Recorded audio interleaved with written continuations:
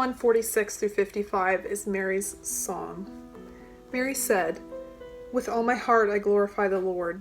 In the depths of who I am, I rejoice in God my Savior.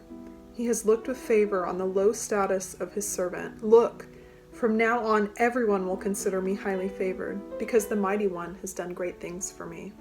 Holy is his name. He shows mercy to everyone from one generation to the next who honors him as God. He has shown strength with his arm. He has scattered those with arrogant thoughts and proud inclinations. He has pulled the powerful down from their thrones and lifted up the lowly. He has filled the hungry with good things and sent the rich away empty-handed. He has come to the aid of his servant Israel, remembering his mercy, just as he promised to our ancestors, to Abraham and to Abraham's descendants forever." Mary was a young woman, unmarried when she conceived and from the no-account town of Nazareth. Yet she had been chosen to be the God-bearer, the Theotokos, who would take over religious imaginations until we Protestants left her behind. She seems an unlikely candidate.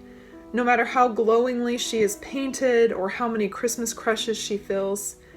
And yet, there she sat in that stable, her thin hand moving methodically up and down the newborn baby's back, feeling his heart flutter like a butterfly on his newborn old man's skin. Her face resting on the peach fuzz of his head, breathing in his new scent while marveling that she had known this child from before he had taken his first breath. I've always wondered if she initially marveled or feared. Did she resent the intrusion on these first tender moments as they lay skin to skin, the intrusion of a future that was far outside of her control?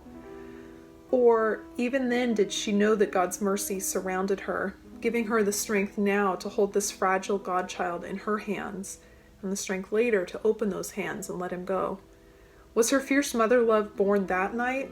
The love that enabled the same hands that stroked his tiny back to reach up to her man-child as he died in front of her?